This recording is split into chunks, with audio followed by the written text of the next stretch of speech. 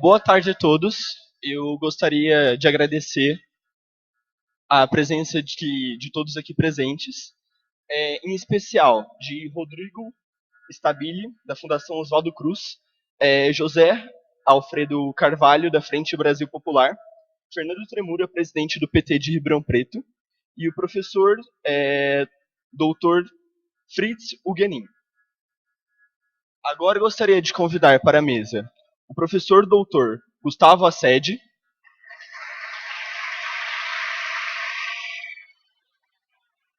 a professora doutora Cíntia Carneiro, o professor doutor Alessandro Irata, a presidenta do Centro Acadêmico Antônio Junqueira de Azevedo, Júlia Reis,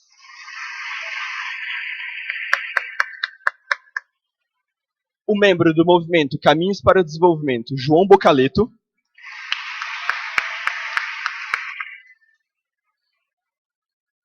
o membro do movimento Nossa Voz, Luca Vinheirão,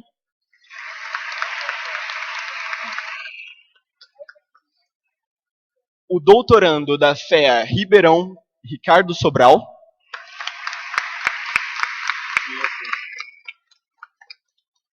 o aluno da graduação aqui da FDRP, Lucas Maciel,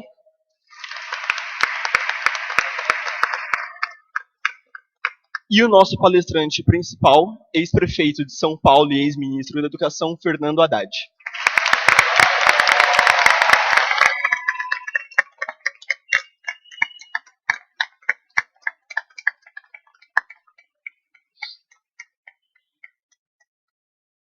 A democracia passa por uma profunda crise ao redor do mundo. Notamos a ascensão de discursos autoritários em diversos países, e no Brasil não é diferente. É fundamental que a universidade debata esse cenário e desenhe saídas que desenvolvam uma educação pública comprometida com o aprofundamento da democracia e redução das desigualdades. Nesse sentido, damos aqui início ao evento Haddad na FDRP, Crise da Democracia. Aqueles que desejarem fazer perguntas para qualquer um dos membros da mesa, por favor, levantem a mão que a Letícia e a Vitória recolherão o nome de vocês e posteriormente vocês farão as perguntas. Agora, com a palavra, Gustavo Assede. Boa tarde a todos e a todos. Boas-vindas aí ao nosso auditório da Faculdade de Direito de Ribeirão Preto. Esse é o segundo evento da série Caminhos para o Desenvolvimento. Nós temos aí a honra de receber o ex-prefeito de São Paulo, Fernando Haddad. É um momento grave para o país, nós sabemos, um momento em que a democracia está em risco, um momento em que a ordem institucional brasileira está em risco, que os nossos direitos fundamentais igualmente estão em risco, e nada melhor do que receber uma liderança progressista para discutir o Brasil do amanhã. Erros aconteceram no último ano, o nosso país vem sendo, na minha modesta opinião, saqueado pela presidência da República. É a hora de pensar o Brasil do futuro, é a hora de pensar o Brasil pós-Temer. Nós temos um país para resgatar, e nós temos que resgatar nos sindicatos, na academia, nas ruas. Essa é a nossa hora. 2018 é o nosso momento. Nós temos que resgatar o país de todos os brasileiros e para todos os brasileiros. Muito obrigado. Com a palavra, Ricardo Sobral.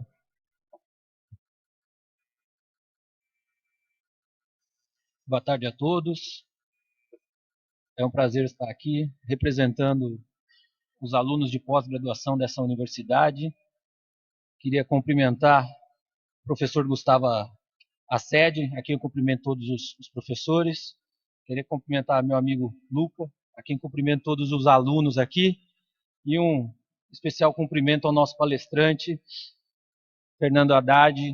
E dando continuidade ao que o professor Gustavo Assede falou, esse é um momento de extrema importância na discussão do nosso país. E uma discussão para nós, operadores do direito, para nós, administradores, para nós, acadêmicos e estudiosos, onde as nossas instituições estão tomadas e estão tomando caminhos diversos da vontade popular. O nosso Congresso Nacional não mais nos representa. E nesse momento de uma angústia tão grande, nós precisamos gastar energia e nos empenhar para discutir, para debater e para possibilitar que num futuro próximo tenhamos algo promissor a fazer. Porque se nós ficarmos quietos diante do que vem acontecendo no nosso país nesses dias, em um curto espaço de tempo, não teremos mais o que discutir e debater. Então, agradeço a oportunidade de estar aqui, de participar desse movimento e de ver aqui que o auditório está cheio para ouvir as suas palavras. Oportunidade de estar aqui, de participar desse movimento e de ver aqui que o auditório está cheio para ouvir as suas... Antes de mais nada, eu gostaria de agradecer ao Fernando Haddad, que veio aqui na nossa faculdade, dar essa palestra, e que veio para debater o futuro do nosso país, o futuro da nossa democracia. Eu queria agradecer a todos aqui presentes por fazer desse evento algo maravilhoso, tendo em vista que estamos numa terça-feira à tarde, às 5 horas da tarde, o auditório está cheio para discutir sobre a democracia. Isso revigora as esperanças no futuro, porque são muitas pessoas interessadas em um país diferente, em um país melhor. Estamos vivendo em um momento muito singular da história do país. Um momento onde o governo ilegítimo comete diversas atrocidades e ameaça direitos conquistados a duras penas pelo povo brasileiro. A sociedade em 2013 saía às ruas pedindo melhorias. Um momento onde o governo ilegítimo comete diversas... O movimento estudantil também padece desses mesmos problemas. Contudo, aqui hoje vemos muitos jovens interessados em debater, em construir uma alternativa de país. Essa alternativa tem que ser construída de baixo para cima, de dentro das fábricas, das associações de bairro e também da universidade. Eu gostaria de fazer aqui um apelo, mais uma lembrança. Gostaria de lembrar a todos os estudantes da USP, que agora, no dia 7, 8 e 9 de novembro, vai acontecer a eleição para a chapa do DCE, o Diretório Central dos Estudantes. O DCE é uma ferramenta muito importante no movimento estudantil. E é de extrema importância que todos aqui participem dessa eleição. É de extrema importância que todos aqui votem, conheçam as chapas, conheçam as propostas. E eu aqui, como representante do Nossa Voz, neste evento, nós estamos propondo uma renovação, uma revigoração do movimento estudantil. E sempre lutando pela democracia, tanto interna na USP quanto no Brasil. Muito obrigado. Com a palavra, a professora Cíntia Carneiro. Com a palavra, a professora Cíntia Carneiro. Boa tarde. Bom, é uma honra estar aqui com vocês, nesse auditório cheio, recebendo aqui o Fernando Haddad. E é muito importante esse momento que no golpe que nós estamos enfrentando, e esse golpe começa em 2013, eu acho que ninguém sentiu, a primeira pessoa que sentiu a organização do golpe foi justamente, na época, o prefeito Fernando Haddad. Ele prossegue com as jornadas de junho, né, você se lembra muito bem, conclamadas pela Fiesp e pela Globo. Depois nós tivemos o prosseguimento do golpe em 2014, com Não Vai Ter Copa, e que culminou com o Aécio Neves e o Huck fazendo aquela injúria à presidenta da República no primeiro dia do jogo em São Paulo. Depois nós tivemos 2015, onde novamente Fiesp e Globo conclamam as pessoas à rua para o golpe, até o infame dia 17 de abril de 2016, que afastou a presidenta legítima Dilma Rousseff, mas o golpe ainda está em curso. E é por isso que nós estamos aqui nos organizando e resistindo ao desmonte do Brasil, dos nossos direitos civis, dos nossos direitos sociais, a entrega de graça dos nossos recursos estratégicos, e é o momento de nós discutirmos como vamos fazer disputa política nesse país e como vamos fazer disputa principalmente econômica nesse país. Então, é com muita honra que eu compartilho essa mesa com os meus colegas e com o professor Fernando Haddad e com vocês que estão lotando esse auditório às 5 horas da tarde. Muito obrigada.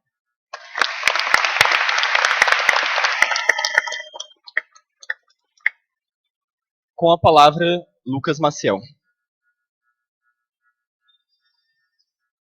Boa tarde a todos. É uma honra participar dessa mesa e é um momento importante de refletirmos sobre como existe uma saturação em relação à crise de representatividade, uma vez que o que se verifica é que as posturas do quadro político não refletem a realidade da população. Nós podemos verificar isso como aconteceu no golpe, e nós temos muito que aprender com o diálogo. Eu verifico que muitas vezes nós devemos nos atentar para um olhar mais amplo, um olhar no qual nós devemos ter um diálogo maior com outras áreas e com relação a uma postura mais ampla, nós podemos aprender muito com relação ao que o Haddad pode nos mostrar o que ele fez na gestão da capital.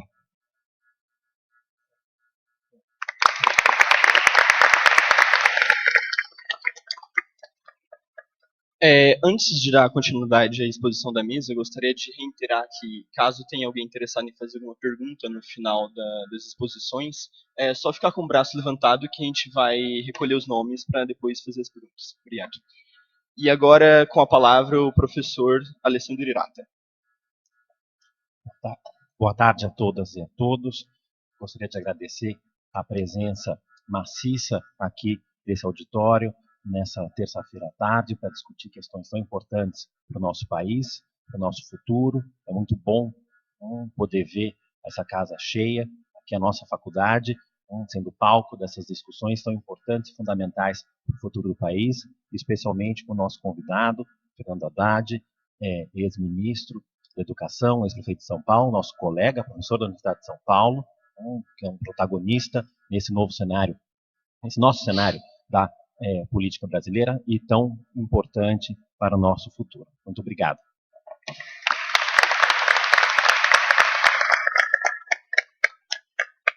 Com a palavra, Júlia Reis. Boa tarde, é um prazer estar representando o Centro Acadêmico aqui.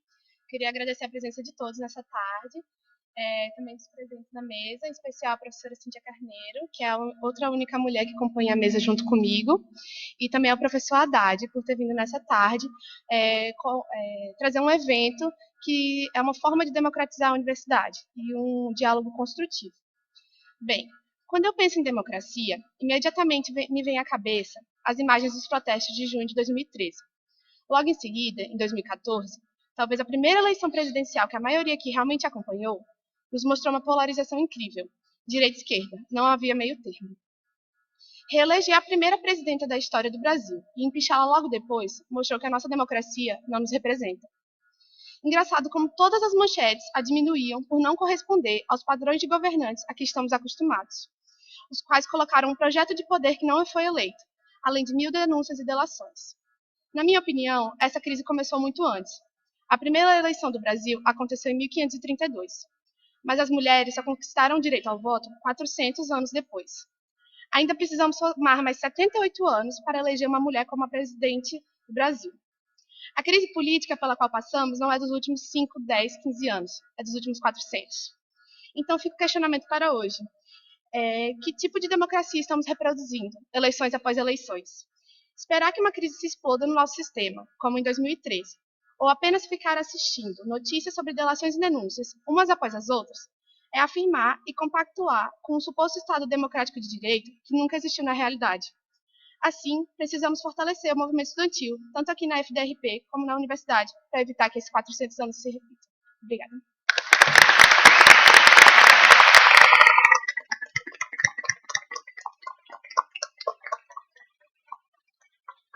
Passo a palavra ao Luca Vieirão. Para não perder o costume, fora Temer. É importante, ficar até decepcionado que ninguém falou ainda. Gostaria de agradecer a presença de todas e todos, em especial ao palestrante principal, professor Fernando Haddad, e a parceria que tornou tudo isso possível. Caminhos para o Desenvolvimento, Movimento Nossa Voz e Centro Acadêmico Antônio Junqueira de Azevedo.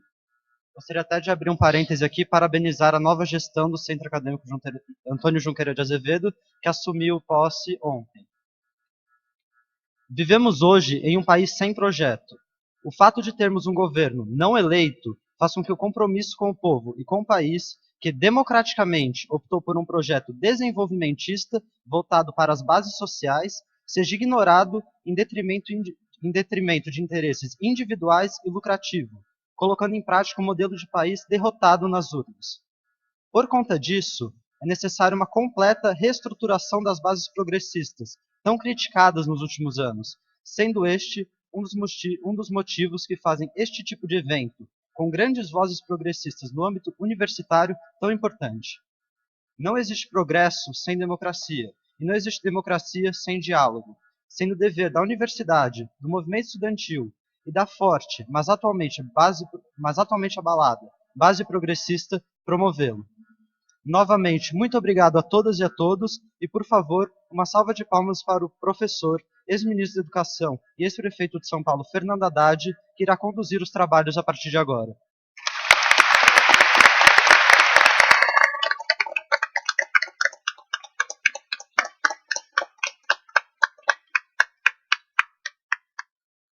Com a palavra, Fernando Haddad. Boa tarde.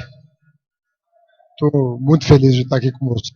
Gostaria de cumprimentar os professores da Faculdade de Direito, da Faculdade de Economia, a nova gestão do Centro Acadêmico, o DCE, o Movimento Caminhos para o Desenvolvimento, que patrocinam esse nosso encontro.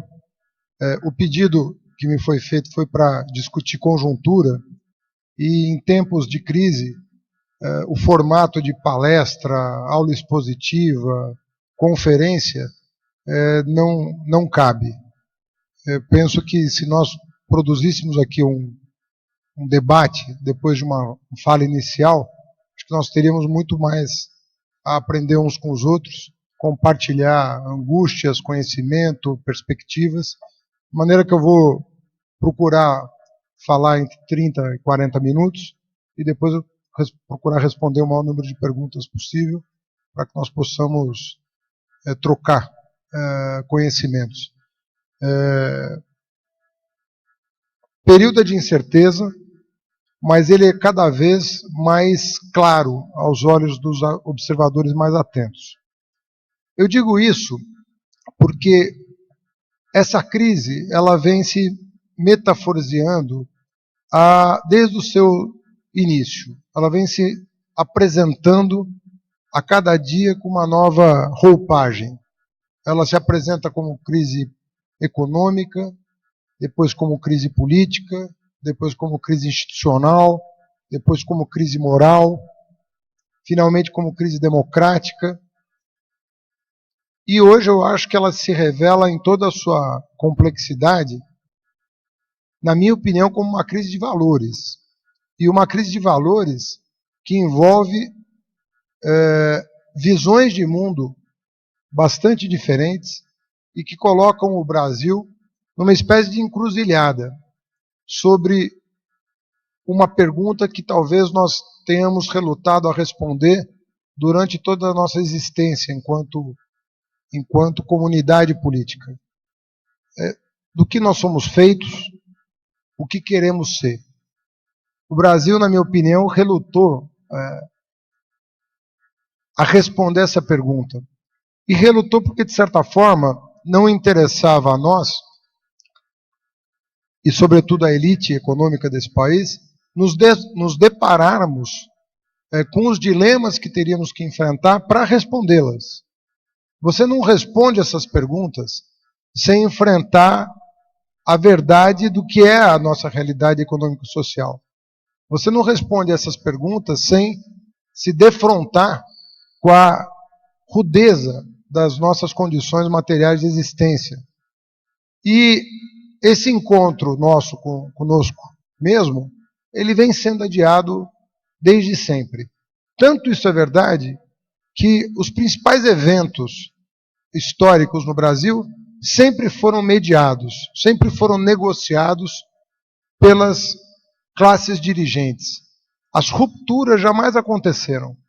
Não aconteceu na independência, não aconteceu na proclamação da República, não aconteceu na redemocratização do país. Mesmo o golpe militar de 64 e agora de 2016, foram golpes militares, no momento do golpe, com pouquíssimo derramamento de sangue, desse ponto de vista institucional. Embora o ano passado nós tenhamos assassinado 62 mil brasileiros. 62 mil brasileiros morreram assassinados em 2016. É um recorde histórico. E, no entanto, apesar dessa crise institucional, você não vê conflitos políticos na rua, né, em que pessoas saem feridas, machucadas e até mortas, como acontece em todo canto do mundo, onde há crises com esse nível de profundidade. Ou seja, o Brasil sempre escamoteia o que está de fato acontecendo. Então a violência impera no país, a intolerância impera no país, a restrição de direitos impera no país, sem que nós nos demos conta disso. Nós não nos damos conta de que isso acontece. Isso não vem à tona. É sempre escamoteado de alguma maneira. E vira estatística. Sempre vira estatística. Então você vê a violência em gráficos, né? A não ser o povo da periferia, o povo pobre que vê a olho nu.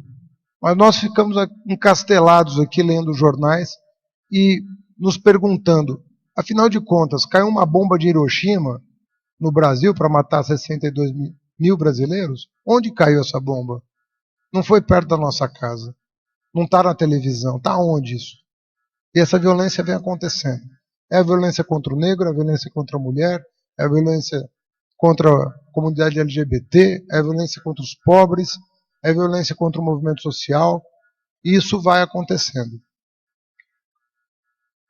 Eu começo a me preocupar com o Brasil, por incrível que pareça, no melhor momento do país.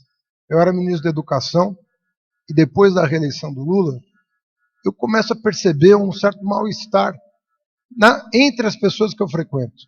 Eu sou branco, universitário, professor da USP, frequento alguns ambientes, e nos ambientes que eu frequentava, eu vi uma certa indisposição com o que vinha acontecendo no Brasil. E pelas piores razões. Era um certo incômodo com a ascensão dos de baixo, a chegada dos de baixo. Parecia incomodar algumas pessoas.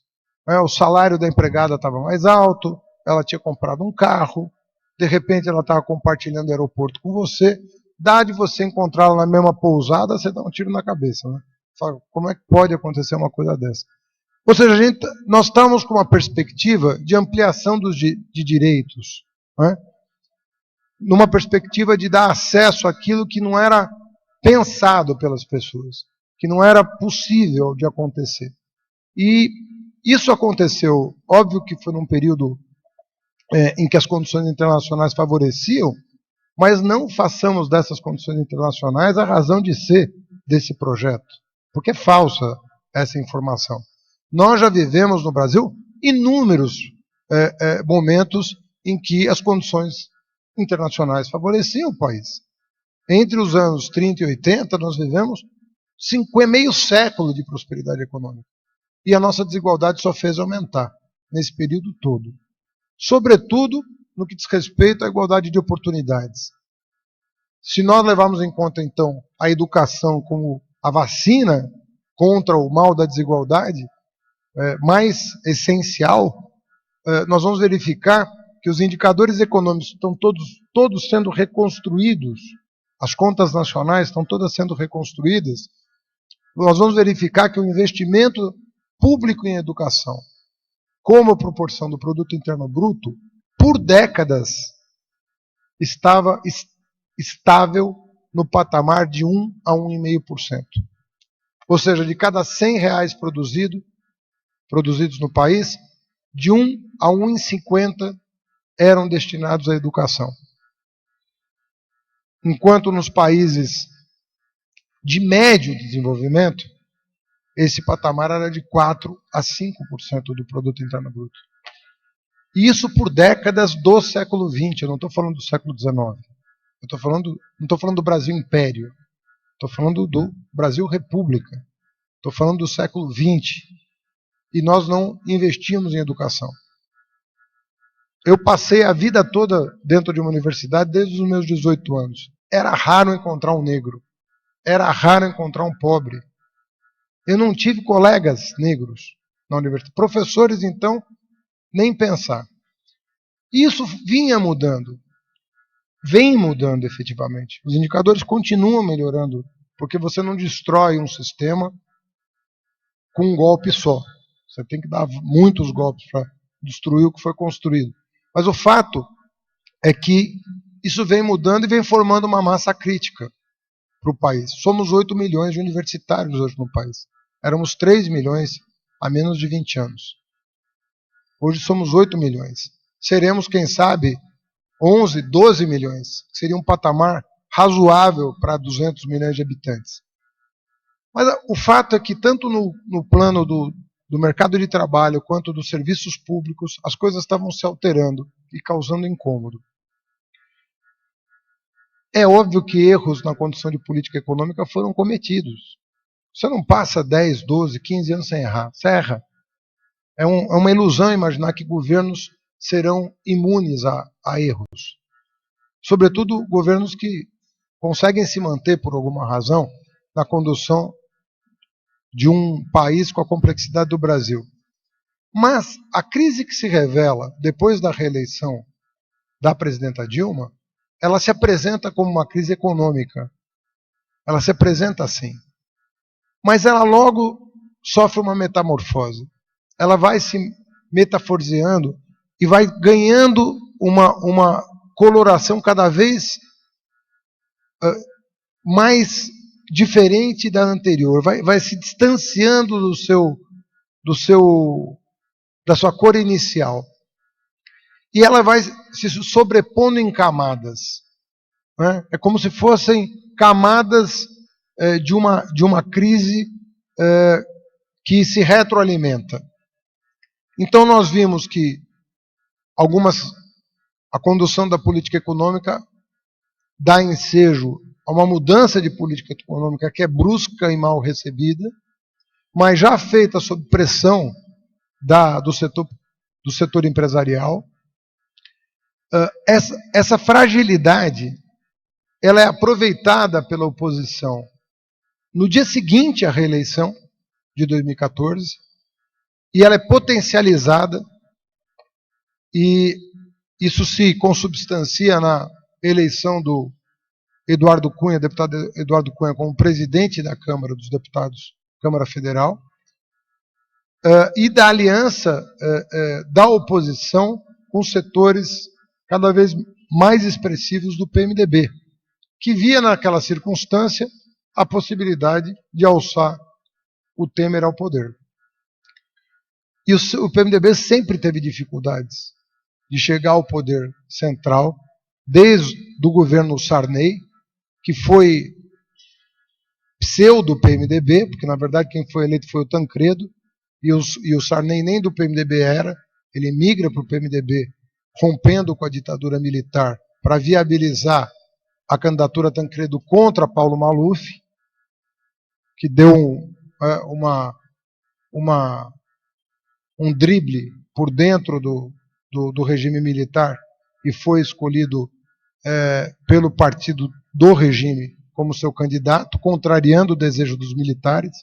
Então, uma parte de quem sustentava o regime, dentre os quais o Sarney, sai pelo PFL e pelo PMDB e alçam Tancredo à condição de presidente da República. Então, ali você tem um governo do PMDB. E nunca mais você teve aquelas condições.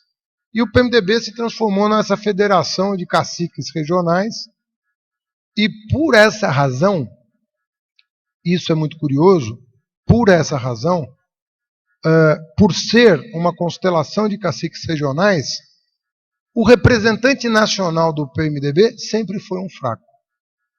Porque tinha que ser um fraco. Não podia ser uma pessoa forte. Porque senão se negaria a essência do próprio arranjo em que o PMDB se transformou. E ninguém melhor para representar essa fraqueza do que o Temer, desde sempre. desde a origem, ele se impôs pela negação. Ele se impôs pela fraqueza. Por mais incrível que isso possa parecer. É uma espécie de líder por subtração. E não por adição. E é nessa condição, ocupando a vice-presidência, que ele interessa ao establishment na conjuntura em que é possível assumir o poder central do país. Porque é uma pessoa que estaria disposta a assumir qualquer programa de governo para ser alçado à condição de presidente da República. Qualquer programa de governo. E o programa de governo do Temer não foi escrito pela população, nem pelo partido dele. Porque o PMDB jamais escreveria o programa que está sendo imposto ao país. Aquele programa veio pronto do mercado financeiro, redigido pelo mercado financeiro, de como debelar a crise, impondo sobre a população como um todo o ônus do ajuste que teria que ser feito, segundo a visão deles. Então, os programas antinacionais, antissociais, que nós estamos verificando, são programas que foram urdidos por alguém. Não se sabe quem. Porque não tem um nome, ninguém assina. Ninguém assina esse pacote de reformas. É como se elas viessem assim à tona, sabe Deus de onde. Ele não sabe de onde vem, mas vem redigidas, bem redigidas, mas com o endereço certo, né, de privar a população de direitos recém-adquiridos.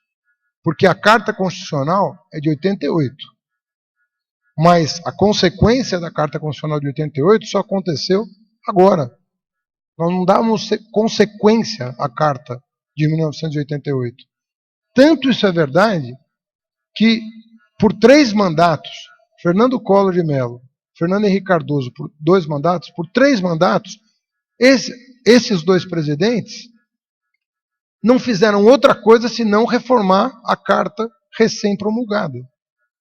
Então imaginem vocês, a gente sai de uma ditadura militar, elege uma Assembleia Nacional Constituinte, redige uma Carta Constitucional e, ato contínuo, em 89, 94 e 98, elege presidentes que tentam, por todos os esforços possíveis, desfigurar a Carta Constitucional recém-promulgada.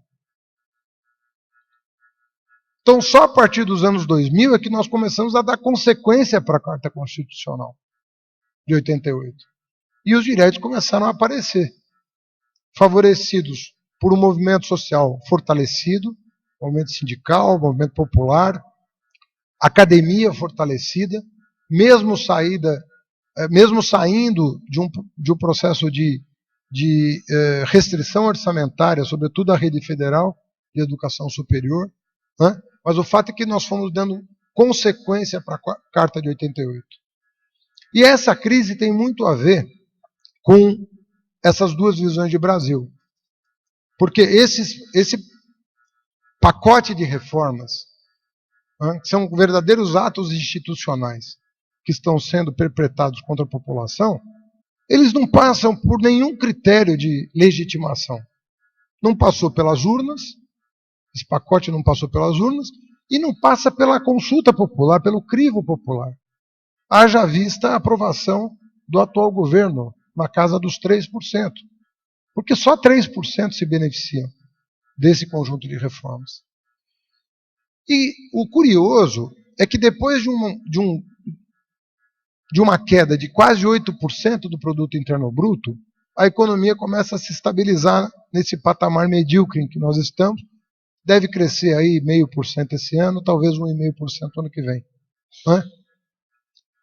De maneira que já se anuncia que a crise ficou para trás.